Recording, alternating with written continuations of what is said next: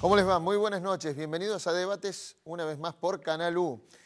Aprovechamos esta fecha, 6 de julio, nos remontamos hacia atrás, pero aprovechamos la fecha para preguntarnos en esta Córdoba, fundada en 1573, la que actualmente tomamos como fecha de fundación, a pesar de que antes había gente habitando por aquí, la Córdoba que cumple 445 años hoy.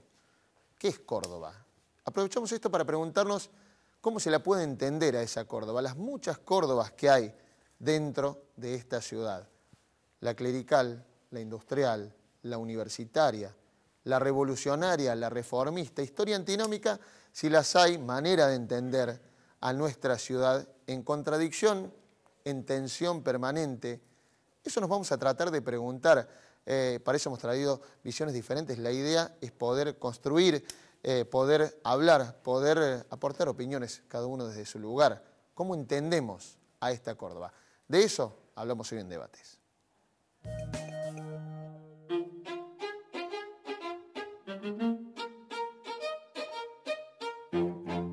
La ciudad de Córdoba, con más de 1,5 millones de habitantes, es uno de los centros urbanos más importantes de la Argentina. Fundada en 1573 por soldados españoles, durante los 3 siglos siguientes mantuvo su fama de ciudad aristocrática, conservadora y clerical.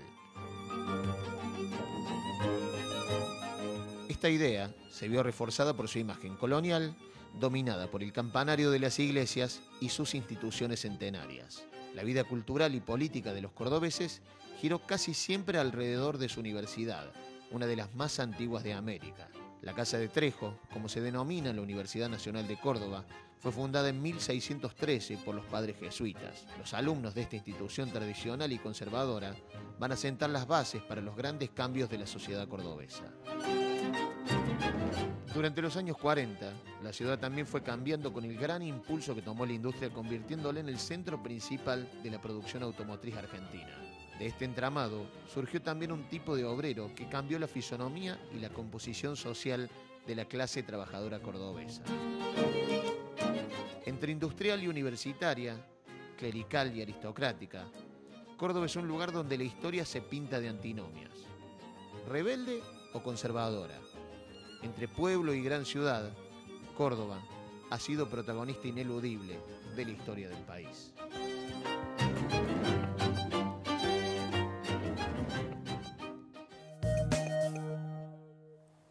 Pequeño resumen, pequeño informe introductorio de Córdoba. Obviamente que hay muchísimas cosas más para decir de nuestra ciudad, de nuestra historia, y por eso hemos invitado a 2 personas que nos darán su visión de cómo entienden esta Córdoba. Adriana Glesser, coordinadora de investigaciones del ICAS. Muchas gracias por venir. Gracias a ustedes. Prudencio Bustos Argañarás, escritor e historiador. ¿Cómo le va? Buenas noches. Muy bien.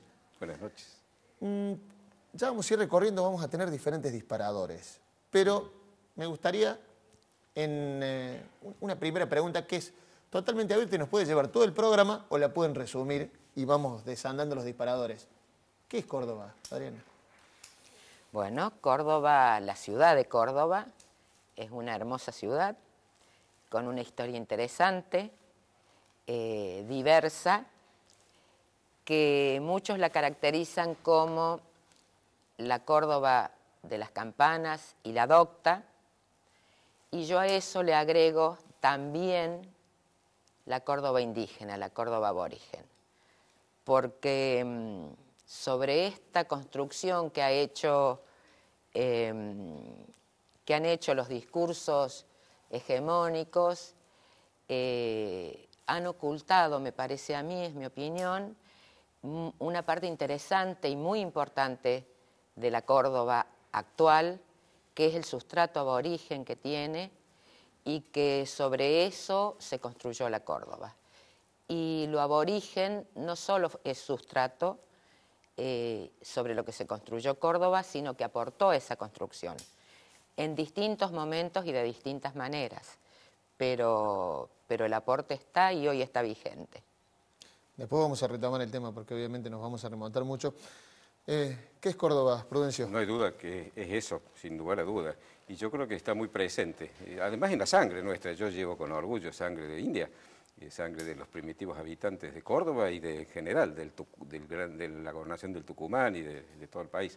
Yo creo que lamentablemente sabemos poco de ellos porque no tenían escritura, y lo poco que sabemos nos lo ha dado la arqueología, nos lo ha dado la etnografía, nos lo ha dado la antropología, y sobre todo las descripciones de cuando viene el español, que deja escrito cómo vivían y que ni siquiera conocemos bien sus lenguas. Hay palabras en que los lingüistas no se ponen de acuerdo de que si son de una u otra etnia, otra parcialidad, pero evidentemente está presente, y está presente, ya le digo, en nuestras raíces, en nuestro Ahora, gen. hay una responsabilidad de la visión histórica en entender a Córdoba desde el 1573, entenderla clerical, entenderla de esa manera, ¿no? Es que si se quiere entender una de las Córdobas, estamos equivocados, vamos a caer en el error de Sarmiento, que pintó una Córdoba clerical, monástica, qué sé yo, que era media Córdoba en el mejor de los casos, era una Córdoba. Córdoba tiene entre sus características fundamentales la contradicción. Córdoba es liberal y es conservadora, es progresista y es retardataria. Córdoba es clerical y es laica y casi diría anticlerical. Por eso en Córdoba Córdoba ha sido epicentro de cosas tan contradictorias como puede ser, por ejemplo, la reforma 18 y la oposición a la ley 1420. Las dos cosas se dieron en un periodo de tiempo bastante breve, porque esas dos Córdobas han estado siempre en tensión, por lo general bastante enfrentadas, la Córdoba liberal y la ultraconservadora, yo le diría la clerical, sí, la clerical, la ultramontana. Ver una de esas Córdobas solamente es ver una parte de Córdoba, no nos alcanza. Córdoba es todo eso, Córdoba es lo aborigen, es lo español, es lo criollo después, que es la mezcla de esas dos culturas y esas dos razas, de la cual yo me siento orgulloso de pertenecer, porque son mis dos vertientes genéticas y culturales. Esa es Córdoba, la Córdoba rebelde, la Córdoba ilustrada, la Córdoba clerical también, que también aportó yo no quiero hacer juicios de valor si cuál fue mejor que la otra, yo personalmente soy liberal, de manera que me siento mucho más identificado con lo laico, es decir, en cuanto a la vida civil, pero respeto mucho a lo religioso, tengo también mis creencias, de manera que creo que todo ha aportado. Los jesuitas eran una orden religiosa y bueno, no podemos negar el aporte cultural y de todo índole, tecnológico incluso, que ha hecho la Compañía de Jesús. Eso es Córdoba. Córdoba hay que tomarlo en su integridad, si no, no sirve. Esa Córdoba bifacial. Yo, si tuviera que elegir el genio tutelar de Córdoba entre los dioses del panteón romano, lo elegiría Jano, el de las dos caras. Aquel de cuyo templo solo se cerraba cuando la República estaba en paz. Córdoba es bifacial. No es que sea hipócrita y tenga dos caras que puede tener un individuo. Conviven en ella tendencias totalmente antagónicas que coexisten, a veces pacíficamente, a veces no. Hablaste de esa tensión, ¿querías agregar algo? Sí, yo acuerdo con lo que dice, pero en esta construcción de la Córdoba actual y desde que Córdoba es Córdoba, ha habido una preponderancia de algunos sectores por sobre otros, y otros han sido ocultados, como el caso de los aborígenes, de los pueblos originarios de Córdoba. Y a mí me parece que eso va en detrimento de nuestra propia identidad. Es muy importante tener clara cuáles son nuestras raíces, porque es lo que nos asienta, lo que nos sostiene. Y la verdad es que los discursos históricos, seguramente por intereses particulares de cada sector, han ocultado. Si esta Córdoba es bifacial, la cara aborigen recién hace muy poco tiempo se está recuperando, y sobre todo de los pueblos originarios de Córdoba, nativos de acá. Eso es lo que más se ha ocultado. No sé si intencionalmente, yo creería que no, simplemente por las tensiones y las hegemonías de las épocas y los procesos que se han venido dando. En este momento que hay un proceso de recuperación de la identidad, de rearticulación de las comunidades, del animarse a decir acá estamos y esto somos, es que está en disputa o empezando a disputar su lugarcito en la identidad cordobesa. Los dos han hablado de tensiones y me parece que es interesante ir desandando los diferentes disparadores que tenemos. Dos historiadores, dos visiones que coinciden bastante, César Tach, Alicia Cerveto, hablan de esa tensión, de esa Córdoba que tiene sus muchas caras y conviven, se impone una sobre otra. Vamos a verlo y seguimos hablando.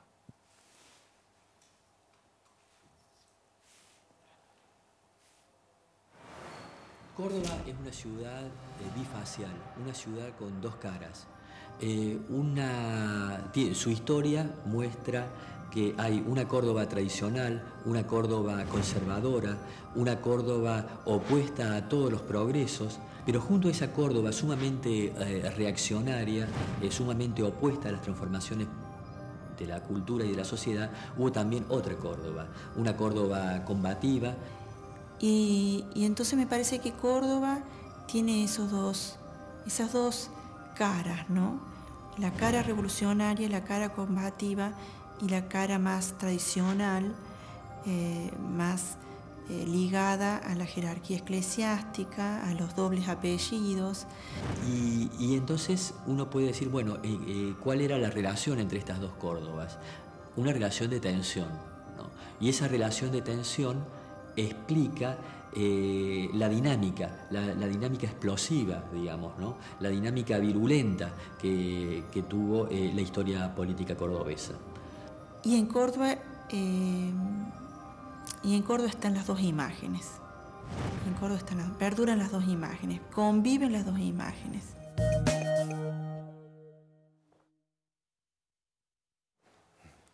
Conviven las dos imágenes, se impone una sobre otra, aplasta una a la otra a veces, invisibiliza una a la otra. ¿Cómo lo ven? Han ocurrido todas esas cosas, es decir, a lo largo de 445 años ha habido situaciones muy variadas. La preponderancia de una sobre otra, la tensión entre ambas, o la convivencia pacífica y respetuosa, porque cuando desde afuera nos apretaban, por lo general todas se ponían de acuerdo para defender Córdoba, ¿no es cierto? En 1810 todo Córdoba resistió la invasión porteña para querer imponernos en nombre del rey la dominación del puerto.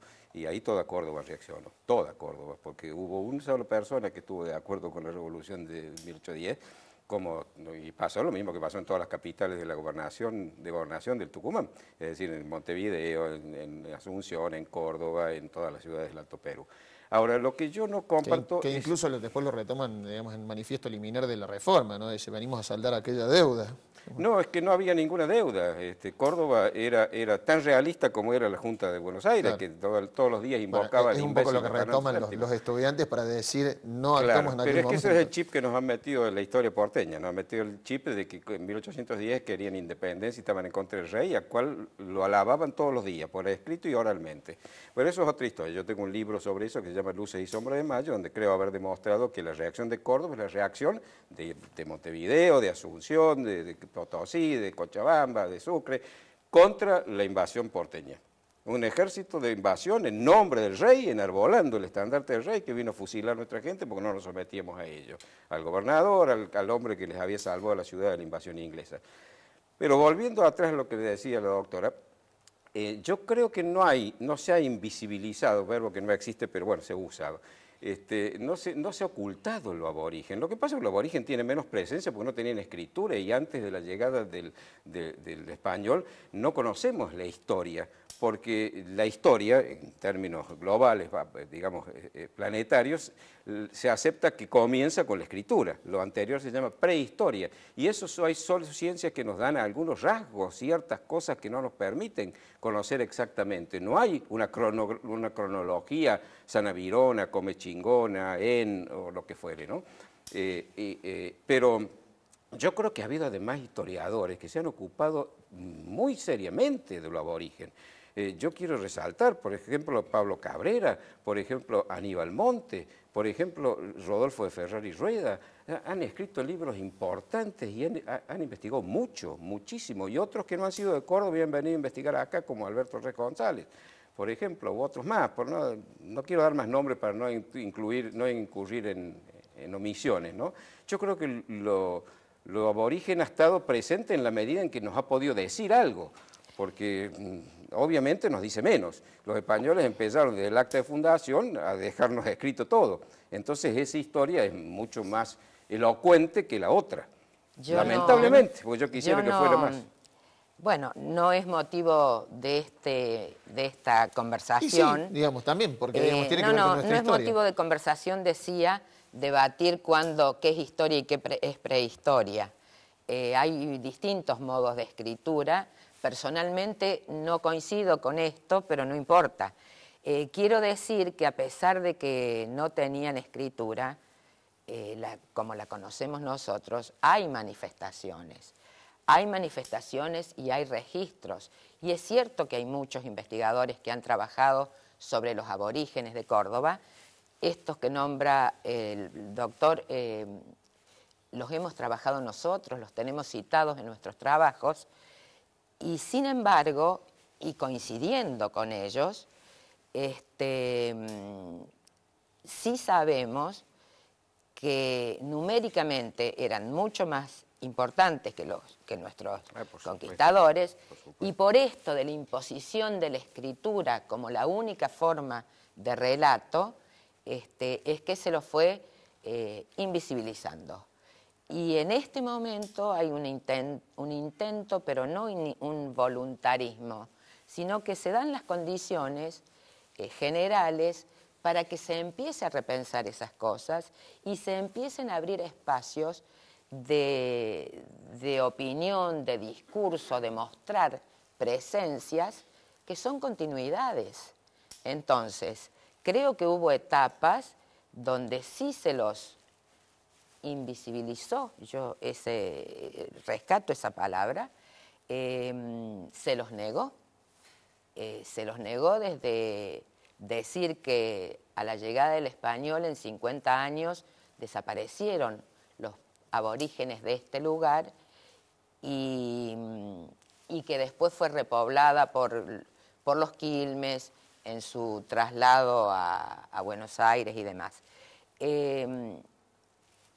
Siento, percibo, lo veo además, no lo siento como una cosa personal, que hay una necesidad de la gente con la que estamos trabajando nosotros, que se reconocen aborígenes de Córdoba, de manifestarse y decir, acá estamos, nunca nos fuimos, estuvimos siempre, estuvimos de distintas maneras protegiéndonos para no desaparecer totalmente, y han aportado a la identidad cordobesa, al modo de ser cordobés. Bueno, lo vamos a retomar en el principio del próximo bloque, porque justamente hemos rescatado cuando se hizo la señalización de la Pirca que está allí en el pueblo de La Toma, y también una charlita con Hugo Acevedo, descendiente de uno de los últimos curacas que hubo aquí en Córdoba. Lo vamos a retomar en el próximo bloque porque es interesante seguir viendo esas tensiones que tiene Córdoba, viéndola de una manera completa, ¿no? Con sus buenas, sus malas, con su arriba, su abajo. Bueno, la historia de los barrios, la historia a veces silenciada, de todo un poquito vamos a hablar en los próximos bloques. Vamos a una pausa cortita y ya venimos.